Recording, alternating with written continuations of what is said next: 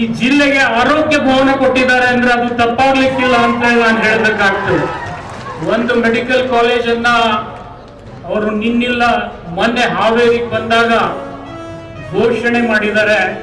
ನಾನು ಇಷ್ಟೇ ಅವರಲ್ಲಿ ವಿನಂತಿ ಮಾಡ್ಕೊಳ್ತೀನಿ, ಬರ್ತಕ್ಕಂಥ ಬಜೆಟ್ ನಲ್ಲಿ ಅದನ್ನ ಸಂಪೂರ್ಣ ಕೈಗೆತ್ಕೊಂಡು ಬಿಜಾಪುರ ಜನರ ಆಶೆಯನ್ನ ಈಡೇರಿಸಬೇಕು ಅನ್ನತಕ್ಕಂಥ ಮನವಿಯನ್ನ ಈ ವೇದಿಕೆ ಮುಖಾಂತರ ಮಾಡಿಕೊಳ್ಳೋದ್ರ ಜೊತೆಗೆ ನಾನು ಹೆಚ್ಚಿಗೇನು ಹೇಳಿಕ್ ಹೋಗೋದಿಲ್ಲ. ಆದ್ರೆ ಒಂದು ಮಾತನ್ನ ಸನ್ಮಾನ್ಯ ಡಿ.ಕೆ. ಶಿವಕುಮಾರ್ ಸಾಹೇಬರಲ್ಲಿ ನಾನು ವಿನಂತಿಯನ್ನ ಮಾಡ್ಕೊಳ್ತೀನಿ.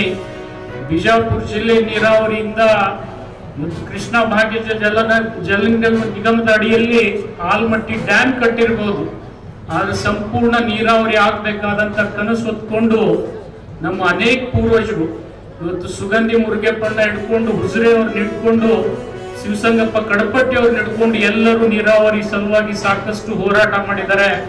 ಅವ್ರ ಕನಸನ್ನ ನೆನಸು ಮಾಡ್ತಕ್ಕಂಥ ಕೆಲಸ ಸನ್ಮಾನ್ಯ ಡಿ.ಕೆ. ಶಿವಕುಮಾರ್ ಅವರು ಮಾಡಿಕೊಡ್ತಾರೆ ಅನ್ನತಕ್ಕಂಥ ಮಾತನ್ನ ಈ ವೇದಿಕೆ ಮುಖಾಂತರ ಹಂಚಿಕೊಂಡು ಹೆಚ್ಚಿಗೆ ನಾನು ಏನು ಹೇಳಲಿಕ್ಕೆ ಹೋಗುದಿಲ್ಲ. ಪರಂ ಪೂಜ್ಯರ ಆಶೀರ್ವಚನ ಇದೆ.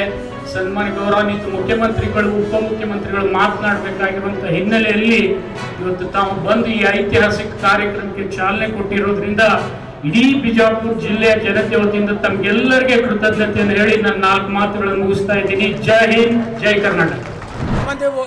ಕೆಲವೊಂದು ಮಂದಿ ಹೊಯ್ಕೋತಾರ ನಮಗೆ ಸಿದ್ದರಾಮಯ್ಯ ಏಜೆಂಟ್ ಅಂತ. ನಾ ಎಂದೂ ಅವ್ರ ಬಳಿ ಹೋಗಿಲ್ಲ ಮುಖ್ಯಮಂತ್ರಿಗಳಲ್ಲಿ. ಆದ್ರೆ ಅವ್ರು ಒಳ್ಳೇದು ಮಾಡಿದಾಗ ಅವಾಗ ಕೆರೆ ತುಂಬ ಕಾರ್ಯಕ್ರಮ ಮಾಡಿದ್ರು. ಬೇಗಂ ತಲಾಬ್ ಕೆರೆಯಲ್ಲಿ ತಾವು ಮುಖ್ಯಮಂತ್ರಿ ಇದ್ದಾಗ ನಾ MLC ಆಗಿದ್ದೆ. ಅವಾಗೂ ನಿಮ್ಗೆ ಅಭಿನಂದನೆಗಳನ್ನು ಧನ್ಯವಾದಗಳನ್ನು ನಾನು ಸಲ್ಲಿಸಿದ್ದೇನೆ. ಇವತ್ತಿಗೂ ವಿಜಯಪುರದಲ್ಲಿ ಅಕ್ಕ ಮಹಾದೇವಿ ಯೂನಿವರ್ಸಿಟಿ ಹೆಸರಿಟ್ಟಂಥ ನಿಮಗೆ MB ಪಾಟೀಲ್ರಿಗೆ ಬಸ್ ಸ್ಟ್ಯಾಂಡಿಗೆ ಚೆನ್ನಮ್ಮನ ಮೂರ್ತಿ ಕೊಟ್ಟು ಅಲ್ಲಿ ಜಾಗ ಕೊಡಿಸಿದಂಥ ನಿಮಗೆ MB ಪಾಟೀಲ್ರಿಗೆ ರಾಮಲಿಂಗರವರಿಗೆ ಅಭಿನಂದನೆಗಳು. ಇದಕ್ಕೇನು ರೊಕ್ಕ ರೂಪಾಯಿ ಬೇಕಾಗುದಿಲ್ಲ. ಇದಕ್ಕೇನಾದ್ರು ಪುಕ್ಸಟ್ ಧನ್ಯವಾದ ಹೇಳೋಕ್ಕೇನು ರೊಕ್ಕ ಬೇಕಾ? ಅದ್ರ ಜೊತೆಗೆ ಇವತ್ತು ವೀರರಾಣಿ ಕಿತ್ತೂರು ಚೆನ್ನಮ್ಮನವರ ಬಗ್ಗೆ, ಅವ್ರ ಇತಿಹಾಸದ ಬಗ್ಗೆ ನಮ್ಮ ಜಿಲ್ಲಾ ಉಸ್ತುವಾರಿ ಸಚಿವರು ಹೇಳಿದ್ದಾರೆ. ನಾ ಹೆಚ್ಚು ವಿವರಣೆಗೆ ಹೋಗುವುದಿಲ್ಲ. ಆದರೆ ಇನ್ನೊಂದು ವಿಚಾರವನ್ನು ನಿಮ್ಗೆ ಹೇಳಬೇಕು. ಇಲ್ಲಿ ಸಂಗೊಳ್ಳಿ ರಾಯಣ್ಣನ ಪೂರ್ವಜರು ಬಿಜಾಪುರ ಜಿಲ್ಲೆ ಅವರೇ.